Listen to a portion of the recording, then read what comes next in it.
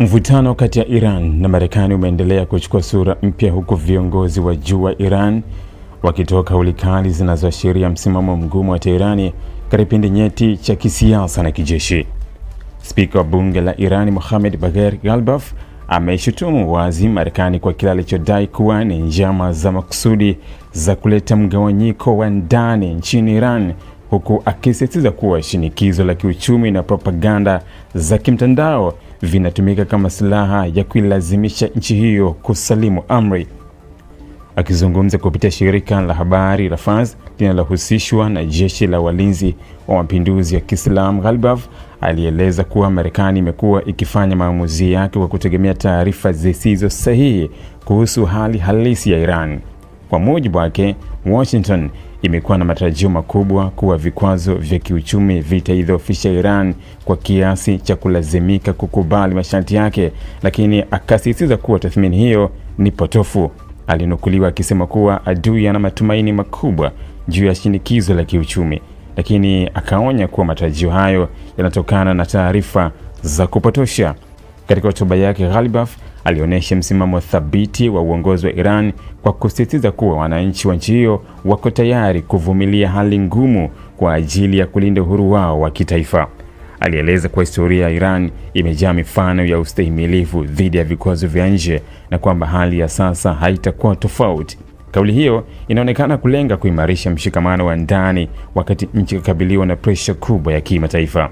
Wakati huo hali ya sintofahamu imezidi kuongezeka kufuatia ripoti kutoka vyombo vya habari vya Marekani, hususan Axios, iliyodai kuwa kuna uwezekano wa kufikiwa kwa makubaliano ya awali kati ya Marekani na Iran ili kumaliza vita vinavyoendelea.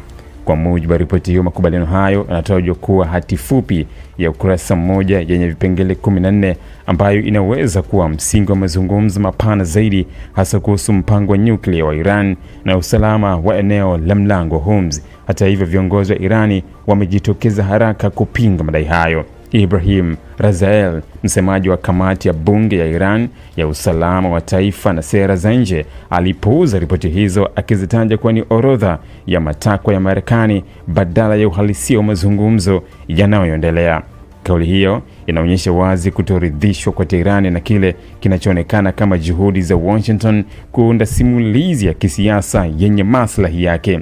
Kupitia ujumbe aliochapisha kwenye mtandao wa X kwa lugha ya Kiajemi, Rezaei aliongeza msisitizo kwa kusema kuwa Marekani haitafanikiwa kupitia vita kile ambacho imeshindwa kukipata kupitia mazungumzo ya moja kwa moja.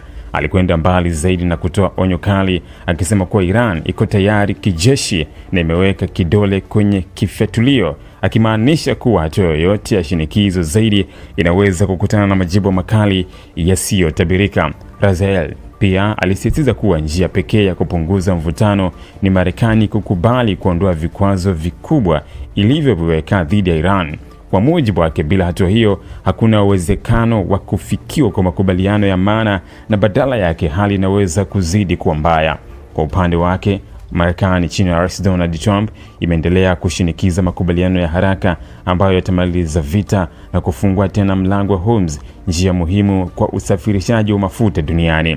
Hata hivyo, tofauti za kimtazamo kati ya pande hizo mbili zinaendelea kuwa kikwazo kikubwa, huko Iran ikisisitiza uhuru wake wa kisiasa na kiuchumi, na Marekani ikitaka masharti yatakayodhibiti shughuli zake za nyuklia na kijeshi. Wachambuzi wa siasa za kimataifa wanaona hali hii kama hatua hatari inayoweza kuelekea aidha makubaliano ya muda mfupi au kuongezeka kwa mzozo. Kauli kali kutoka kwa viongozi wa Iran zinaweza kuwa ni mkakati wa kuongeza nguvu katika meza ya mazungumzo, lakini pia zinaongeza hatari ya makosa ya kimkakati ambayo yanaweza kuchochea mapigano mapya.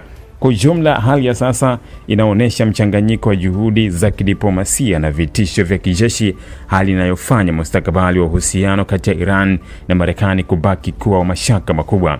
Dunia inaendelea kufuatilia kwa karibu, ikitambua kuwa matokeo ya mvutano huu yataathiri si tu Mashariki ya Kati bali pia uchumi wa dunia, hasa katika sekta ya nishati.